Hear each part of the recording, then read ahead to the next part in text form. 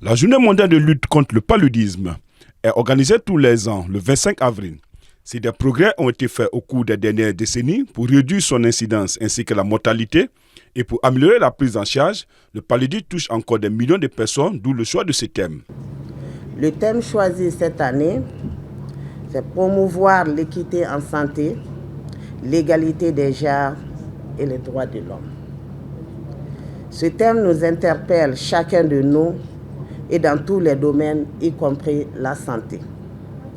Le paludisme est une maladie parasitaire transmise par un moustique. Il impacte négativement sur le développement du pays, car il peut entraîner des complications graves, voire le décès du malade. Le paludisme dont il est question aujourd'hui est un fléau de santé publique qui impacte négativement sur le développement de notre pays. Face à cette situation, nous devons tout mettre en œuvre pour arriver à l'élimination de cette maladie d'ici 2030, comme stipulent les textes en la matière. Comme le souligne l'OMS, 80% de la mortalité dans le monde est due au paludisme.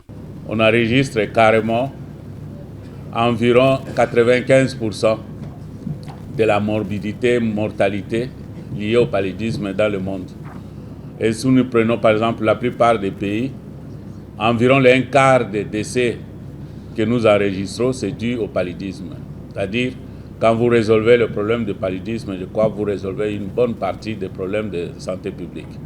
Pourtant, il s'agit d'une pathologie évitable et dont on peut guérir. Les efforts de recherche fournis par des chercheurs du Malaria Research and Training Center, MRTC, contribuent un peu plus chaque jour à améliorer la situation. Nous continuons à travailler encore sur des candidats vaccins qui vont bloquer la transmission du paludisme. Parce que ce que nous avons, les deux que nous disposons, vont agir considérablement sur l'infection palustre, mais nous continuons à développer d'autres candidats qui vont nous aider demain à bloquer la transmission, faire en sorte que le moustique ne soit pas à mesure de transmettre le paludisme à l'humain. Pour le gouvernement, l'enjeu immédiat est d'élargir l'accès à des traitements efficaces et aux moyens de prévention existants pour les populations qui vivent dans les régions où le paludisme est endémique, afin d'éradiquer le paludisme à l'horizon 2030.